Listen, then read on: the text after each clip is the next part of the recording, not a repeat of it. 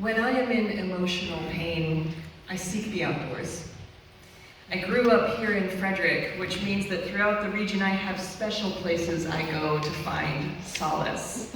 Certain boulders at Cunningham Falls, the far edge of Wolf Rock, one of the sycamore trees in Baker Park.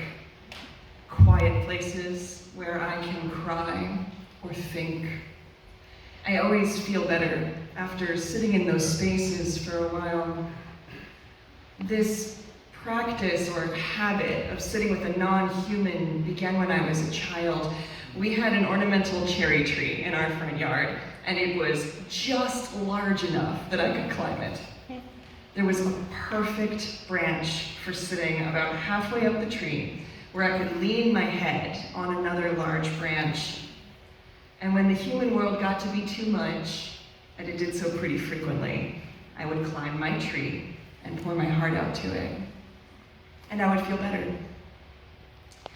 In those moments, I'm not sure if what I experience is anthropomorphizing or an externalization of a part of the self, or a chemical reaction due to the smell of growing things, or the very real presence of beings that are not human, but are quite sentient in their own way. I'm a mystic, which means I seek out transcendental experiences and interactions that fall outside the world of petri dishes and double-blind studies.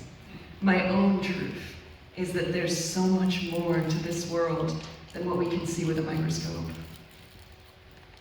When you experience the world as sentient, as a collection of beings who have thoughts and needs and opinions of their own, it changes how you behave. As a gardener, I lean toward permaculture because that approach to growing food and flowers and herbs seeks to heal and improve the entire ecosystem.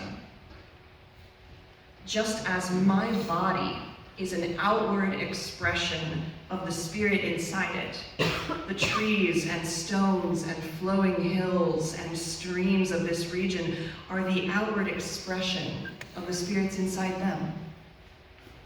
We try to be kind to the bodies of our friends. We remember their food allergies and sensitivities.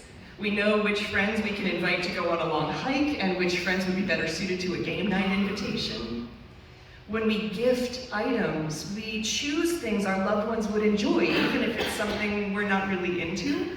My stepdaughter loves the color yellow. I have different feelings about that color. But because she adores it, I make and buy things in the color yellow for her. The land around us is no different than our human companions when it comes to preferences and needs. This is why when you plant a flower that really ought to grow beautifully in your yard, sometimes it just doesn't. Those needs don't get expressed using human language, but preferences are communicated. It's the wrong gift for that spot. Maybe the land doesn't like the color yellow. Or maybe there's a need in the soil that hasn't been addressed yet, a little bit like a vitamin deficiency in one of our bodies. It is so easy to mentally and emotionally separate ourselves from the earth, as though it's some sort of movie we're watching that doesn't include us at all. But we are a part of this tapestry, just one of many, many beings who live together and try to build their futures here. When you look at a tree, you're looking at the body of a being that's not so different from you. A being that talks to its neighbors, prefers some beings over others, tries to meet its needs and the needs of its children and its family, and is trying, just as we are, to make a life here on earth. The word animism means a perspective that spirit is in everything. My own experience of this concept is quite real. It's why I can sit at the base of a tree and relax my thoughts and find that I have a wonderful companion with me whose own perspectives help me untangle my feelings. It's why I can cry my heart out while sitting on a boulder in the forest and find myself held by more than just stone. There is a world of profound connection happening all around us. As we celebrate Earth Day, I invite you to remember the beingness of the life you see around you.